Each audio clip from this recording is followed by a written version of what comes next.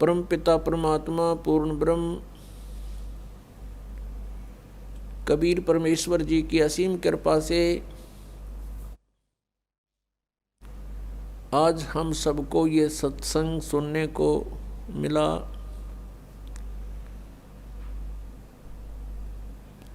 बहुत ही पुण्यकर्मी प्राणी को मनुष्य शरीर प्राप्त होता है। उससे भी पुण्यकर्मी प्राणी वो है जो सत्संग प्राप्त कर लेता है। पुण्यात्माओं, आप सभी उन विशेष पुण्यात्माओं में से हो। परमात्मा की आप विशेष प्रियात्मा हो जो सत्संग सुन रहे हैं। सत्संग में आने से हमें ज्ञान होता है कि हमारा जन्म हुआ किस लिए। हमारा जन्म हुआ तो मृत्यु क्यों हो रही है। हम सारा जीवन जिन भी वस्तुओं को कलेक्ट करने में लगा देते हैं, कोई मकान बनाया है, कहीं कोई कार खरीदी है, कितने कोई मोटरसाइकिल ली है और अन्य बहुत सा सामान हम इकट्ठा करते हैं और फिर हम तुरंत मर जाते हैं, मृत्यु हो जाती है। हम सारा जीवन यही सोचते रहते हैं कि ये घर मेरा है, ये परिवार मेरा है, ये पुत्र मेरा है या बेटी मेरी है, ये कार मेरी है या कोठी मेरी है।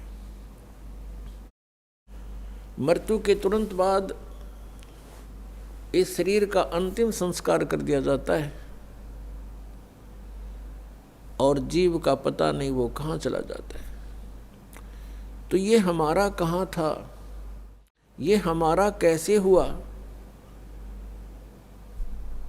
ये प्रत्येक प्राणी को ये ज्ञान है कि मृत्यु बहुत बुरी चीज है और सभी मृत्यु से डरते हैं और मृत्यु कंपलसरी।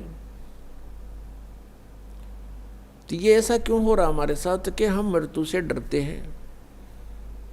अपने शरीर की रक्षा के लिए हम अपने प्रॉपर्टी को भी बेच करके ट्रीटमेंट पर लगाना उचित समझते हैं ताकि हमारा जीवन बना रहे।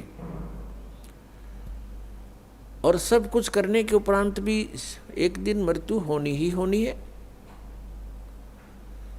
और ये मृत्यु हमें बिल्कुल खटकती है, कतई नहीं अच्छी लगती। इसका कारण क्या है?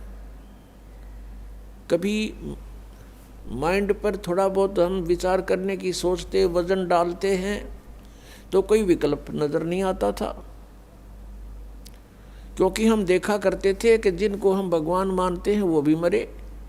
श्री राम, श्री कृष्ण, और उनकी मृत्यु देखी जाए तो बहुत आम व्यक्ति से भी गलत ढंग से हुई। भगवान श्री रामचंद्र जी ने सरयू नदी में जल समाधि ली जीवित। भगवान श्री कृष्ण जी के पैर में विषाक्त तीर मार के उनका वध हुआ। तो अब हम सोचने पर विवश हो चुके कि ये ऐसा क्यों हो रहा है। पहले तो हम इतना वजन नहीं देते थे क्योंकि हम सोच लेते थे मृत्यु होगी, लेकिन अभी नहीं। कोई 20 वर्ष का है, कोई 30 वर्ष का है, वह सोचता अभी थोड़ा मरना। मेरी तो 60, 70, 80, 90 वर्ष की उम्र बताते हैं।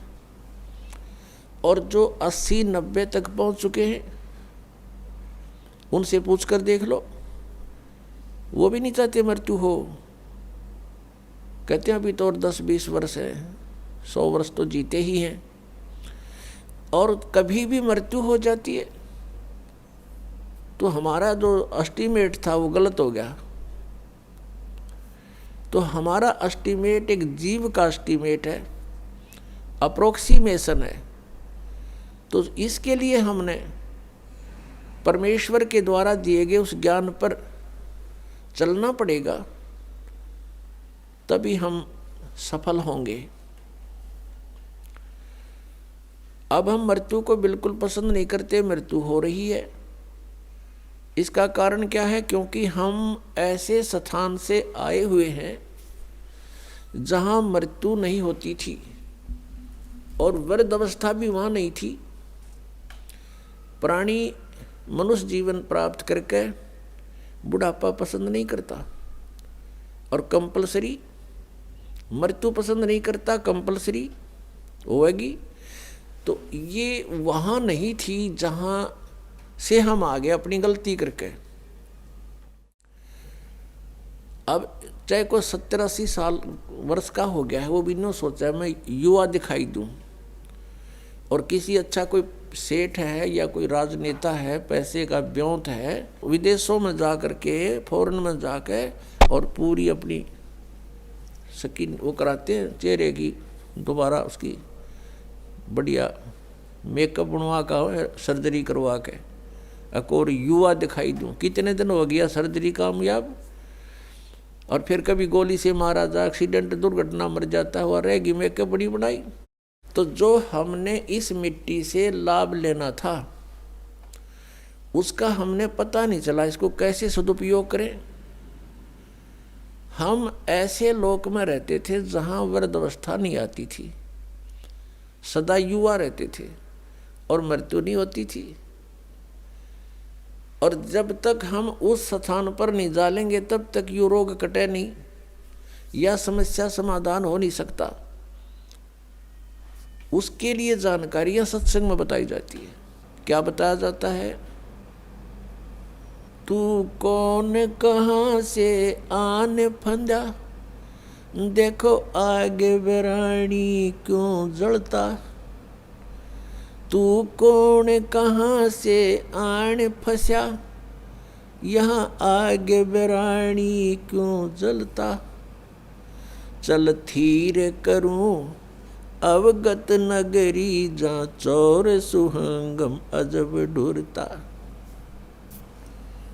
क्या बताते हैं कि तू कहाँ से आके फंस गया और यहाँ बिरानी आग में जल रहा है। और परमात्मा कह रहे हैं कि चल तुझे वहाँ ले चलता हूँ जहाँ जीव कभी नहीं मरता, उस लोक में चलो जहाँ जाने के बाद फिर कभी मृत्यु नहीं होगी। वो सत्यलोक है। सत्यलोक से हम सभी आए हुए हैं, और यहाँ हम कैसे आगे,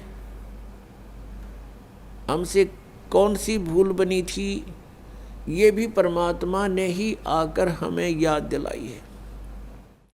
क्योंकि हम जो गलती वहाँ कर चुके थे हम उसको गलती नहीं मान रहे थे।